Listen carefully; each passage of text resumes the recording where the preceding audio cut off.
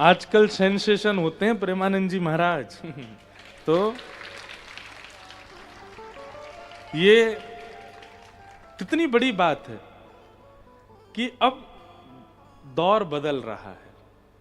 हमें लगता है कि युवा, अब जो युवा है ना, बहुत ब्लेस्ड है, क्योंकि किसी समय के युवा जो थे वो बड़े भटके हुए थे महाराज।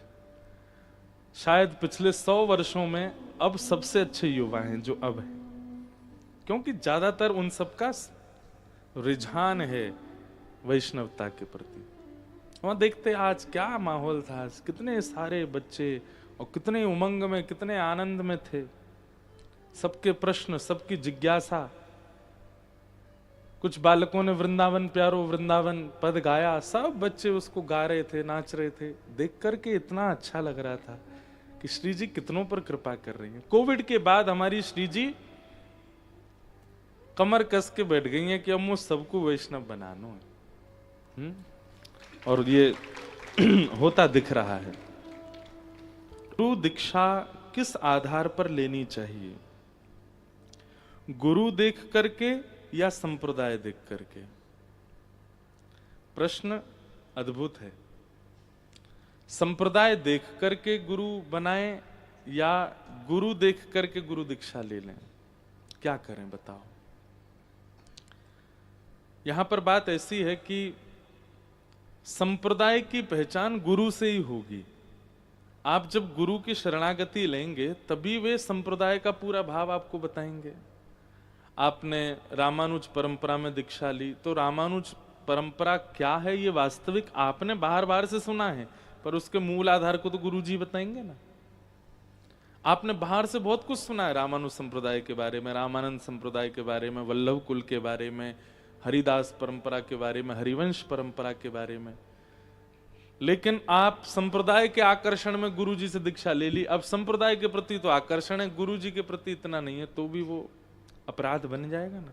इसलिए गुरु जो भाएं या जिनकी बातें आपको परिवर्तित कर रही हो उनके आश्रय में जाओ। संप्रदाय तो पूरा वो बता देंगे आपको। और फिर रही बात, मान लीजिए आपने किसी संप्रदाय में दीक्षा ली और आपको पहले प्रिय कोई और संप्रदाय था, तो उसमें दोष क्या है? आप संप्रदाय में रहिए, गुरु परंपरा का पालन कीजिए, अन्य संप्रदायों का भी आस्वादन कीजिए, वहां के भावों को भी स्वीकार। हम रामानुजी हैं, पर वल्लभ कुल, गौड़िया वैष्णव, हरिदासी, हरिवंशी, सब परंपराओं का आस्वादन करता हूं मैं। लेकिन परंपरा क्या है हमारी? रामानुज। तो नाम जप, तिलक, स्वरूप और गुरु मंत्र तो वही होना चाहिए जिनसे परिवर्तन अनुभव हो रहा हो चित्त में। उन्हीं गुरु का ही दीक्षा लेनी चाहिए। और संप्रदाय तो सब प्रिय होनी चाहिए, एक नहीं, जितनी है सब अच्छी लगनी चाहिए। शैव की भी सुनो, शाक्तों की भी सुनो, वैष्णवों को भी सुनो। और दूसरी बात, गुरु जी देखने में अच्छे लगते हैं, गुरु जी की चाल ढाल बढ़िया लगती है, गुरु जी का स्वरूप बढ़िया लगता है, इसलिए तो बिल्कुल भी दीक्षा मत लीजिएगा। वाणी से परिवर्तन कितना हो रहा है, उनकी उपस्थिति से आपके चित्त में कैसी भावनाएं ज्यादा उत्पन्न हो रही हैं, ये विशेष बात है। वही बात है, प्रभाव नहीं देखना है, स्वभाव देखना है। प्रभाव बहुत दिनों तक टिकता नहीं। जब प्रभु श्री राम पृथ्वी पर थे तो कहीं ना कहीं राम जी से ज्यादा प्रभाव उस समय रावण का था। रावण की ज्यादा जय जय हो रही थी दुनिया में। लेकिन प्रभाव का नियम है, वो कुछ दिन ही रहता है, चाहे किसी का भी हो। पर अगर वही प्रभावशाली व्यक्ति का स्वभाव बहुत सुंदर है, स्वभाव अंत तक रहता है, स्वभाव कभी नष्ट नहीं होता। इसलिए गुरु जी के रूप, स्वरूप, वस्त्र, चाल ढाल, कई लोग तो इसलिए दीक्षा ले लेते हैं, हमको ये वाला तिलक बहुत बढ़िया लगता है, हम भी लगा के घूमेंगे तो अच्छा लगेगा। आजकल हमारे गौड़िया वैष्णव संप्रदाय का तिलक, वो तो हर लोग बस उनको चाहिए, वृंदावन जा रहे हैं तो वही लगा लेते हैं। यहां पर तुलसी जी, गौड़िया वैष्णव तिलक। तिलक अच्छा लगता है इसीलिए दीक्षा ले ली, कंठी अच्छी लगती है इसीलिए दीक्षा ले ली, हम भी पहनेंगे ऐसे। अच्छा है, पर उससे भी ज्यादा जिनके वचन परिवर्तन कर रहे हों चित्त में, उन्हीं को गुरु मानिए। जिनकी उपस्थिति आपको संभाल रही है, जिनकी उपस्थिति से आप संभल रहे हो, आपका पथ निश्चित हो रहा है, वो गुरु होने चाहिए। संप्रदाय तो सब अच्छी, सब भावों को स्वीकार करो। तो ये बात है। फिर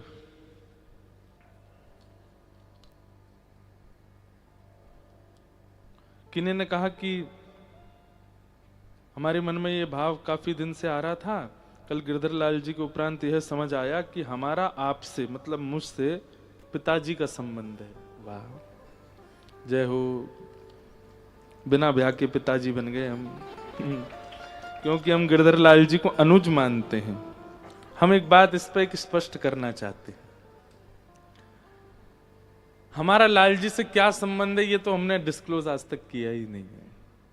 हाँ, हम मानते हैं कि हमारे पिताजी उनके दादाजी हैं, हमारी माताजी उनकी दादी हैं, पर हम उनके क्या हैं ये अभी स्पष्ट नहीं है सबके सम्मुख। दूसरी बात, संबंध एक तरफा नहीं होना चाहिए, उनकी तरफ से भी आपको हो।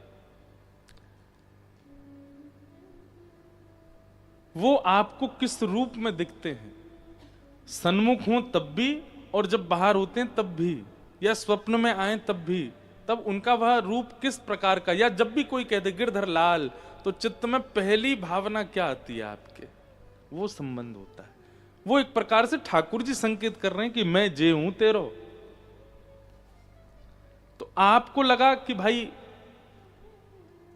इनको ये मान लेना चाहिए। देखो, गुरु और मित्र के संबंध के लिए मैं ज्यादा लोगों को कहता हूं कि ठाकुर जी को या तो गुरु मानो या मित्र मानो, क्योंकि हमको संवारना और बिगाड़ना ये दोनों के हाथ में है।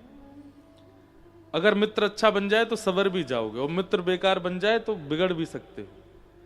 गुरु अच्छे मिल जाए तो संभल भी सकते हो, पर गुरु यदि थोड़े से डामाडोल मिल जाए तो आप भी डामाडोल हो जाओगे।